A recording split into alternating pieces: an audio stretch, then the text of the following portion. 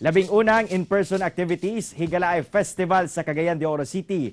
Human ang duha ka tuig nga virtual celebration, formal nang gisugdan. Ani ang report. Mabulokon, grande ug puno sa musika, ingon ani gisugdan sa Cagayan de Oro City LGU ang tinuig nga kasaulugan sa Higalaay Festival sa syudad. Human ang duha ka tuig nga wala kini in-person activities. Sa maong kasaulugan, nagkadayang personalidad sa lokal nga kagamhanan ang mitambong lakip na si Cagayan de Oro City Mayor Rolando Uy, uban ang mga city councilors, mga opisyales sa LGU ug mga kandidata sa Miss Cagayan de Oro 2022.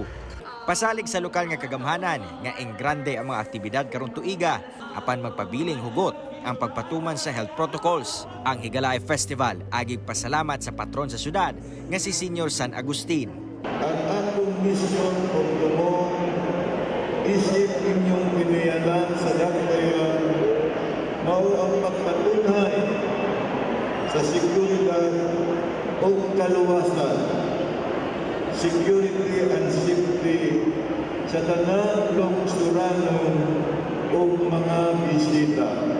Samtang hingpit sab nga giablihan o gisugdan ang Kaumahan Agro Fair and Garden Show sa Gaston Park sa downtown Divisoria. Sa mong lugar, nagkadayang prutas, utanon ug uban pang mga produkto sa mga mag-uuma ang pwedeng mapalit. Makita sab sa mong lugar ang nagkadayang display sa mga ornamental plants ug tsada nga garden and landscaping designs. Dili ni magmalampuson kung wala ang atong hiniusa nga pagkinabangay o pagsuporta. Kitang tanan bililhon og importante sa tanang kalihukan, labi na sa taliabot nga kapistahan ug labaw sa tanan sa inadlaw-adlaw nga gimbuhaton unta magpabilin magpadayon ang atong pagtinabangay kay usara ang atong dakbayan. Kauban si Roland Cañas sa kamera.